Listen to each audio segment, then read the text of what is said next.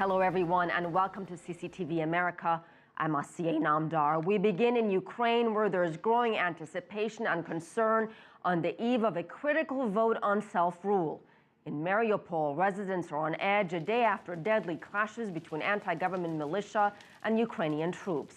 In Slavyansk, the self-proclaimed mayor says the surrounding eastern regions are united in their decision to vote. And Ukraine's interim president, Olexander Turchynov, warns that a vote on self-rule would mean, quote, self-destruction. CCTV's Roee Ruttenberg has this report from Kiev. These images of violent clashes in Ukraine's east are broadcast daily in Ukraine's west, but with a message. This is an insurgency, terrorism, backed from abroad, which must be fought at home, which may explain the government's official, if not technical, position on autonomy votes, called for locally in at least 2 eastern regions.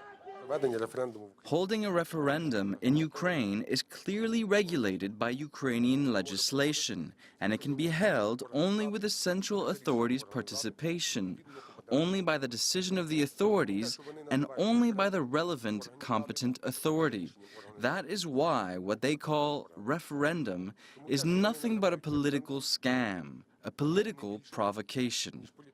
In an apparent about-face late last week, even Vladimir Putin, Russia's president, asked Ukraine's eastern opposition groups, over whom he's thought to have some sway, to hold off on any vote. Instead, he added, they should participate in a national election scheduled for later this month. But some opposition Ukrainian deputies from the east aren't buying it. No matter what Mr. Putin or Mr. Obama or Ms. Merkel say, the situation doesn't change. It doesn't mean that the Kiev junta, which came to power on bones, blood, and corpse, will change anything by waving a stick. It is obvious that they don't want to negotiate. This, of course, is the latest episode in Ukraine's political saga, which began here in Kiev's Maidan more than 6 months ago. The protests in this square paved the way for the ousting of Viktor Yanukovych, the pro-Russian president who enjoyed strong support in the east and ushered in this current government. The new authorities have clearly made Europe a priority, but even they admit, as they've looked west, they've lost grip on the east. Some say Sunday's referenda are the consequence. Roee Ruttenberg, CCTV in Kiev.